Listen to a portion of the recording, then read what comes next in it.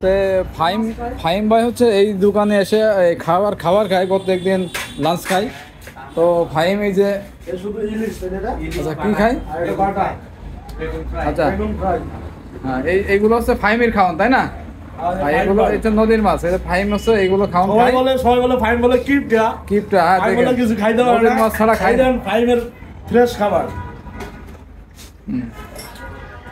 আচ্ছা এই টাকাটা মনে করুন এই টাকাটা কই পাই?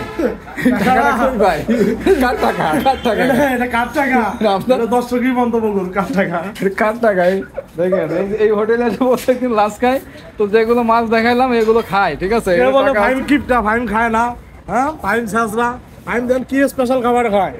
ফাইমের খাবারও মেনু আমরা পেয়ে গেছি, মেনু পেয়ে গেছি। ফাইমের চয়েস কি? ফাইম তুই কিন্তু বাঁচতে পারবি না, ঠিক আছে? আজরাইল ঘুরতেছে, আজরাইল কিন্তু ঘুরতেছে সারা শহর ধরে, আপনার তন্ন করে পাগলা কুত্তার মতো খুঁজতেছে ধরে। বাঁচতে পারবি না রে ফাইম, যেখানে থাকিস, ঠিক আছে? তন্ন করে তোরে খুঁজতেছি সারা শহর ধরে। এই যে রিক্সা নিয়ে, এই নিয়ে গাড়ি নিয়ে ওই নিয়ে ঘুরতেছি, 3-4 দিন 6 দিন হয়ে গেল, তোরে খুঁজে পাইতেছি না। তুই হাতে পায়ে ধরে এই যে ভাইয়ের কাছে ছুটে গেছি। একবার পাইছে গেছেন না হাতে পায়ে ধরে?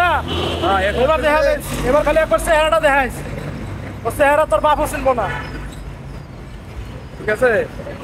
মনে রাখিস।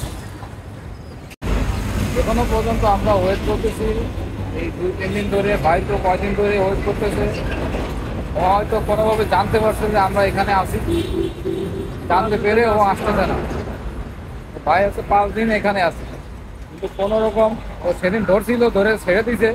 অনেক কাকতি মিনতি করছে, করার পর ভাই ছেড়ে দিছে। ওর কিন্তু একটু মহব্বত দেখাইছে, কিন্তু মহব্বত দেখাইলে কি হবে, পরে ওর তো ব্লক করে দিছে। ব্লক করার পর আর ওকে পাওয়া যাচ্ছে না, ও মনে হয় এই এলাকা ছেড়ে চলে গেছে। তারপরেও চেষ্টা চালাই যাচ্ছি, যদি না হয় তাহলে আমরা থানায় যাব, আইনের ব্যবস্থা নেব, ওদেরকে আইনের আওতায় দিয়ে দেবো। তো আপনারা যারা ভিডিওটি দেখতেছেন বেশি করে শেয়ার করে দেন এবং লোকের কাছে পৌঁছায় দিন, যাতে এরকম প্রতারক থেকে, এই RNR এই ধরনের প্রতারক থেকে সবাই যেন সাবধানে থাকে। এই জায়গাটা চিটাগাং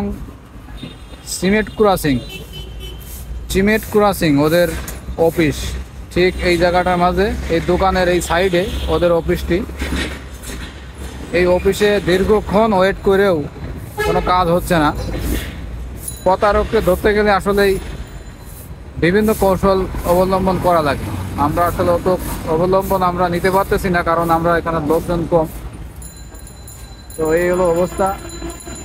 কোনো রকম কেউ যদি খুঁজে পান RNR, যদি RNR ফাইম সোহাগ, হ্যাঁ রিপন তো বিদেশে আছে, রিপন বিদেশে আছে, আর ওর নাম কি ইমন, ও বিদেশে আছে। এরা হচ্ছে আর এক প্রতারক, ঠিক আছে? যদি কেউ সন্ধান পান অবশ্যই আমাদেরকে ইনবক্স করবেন।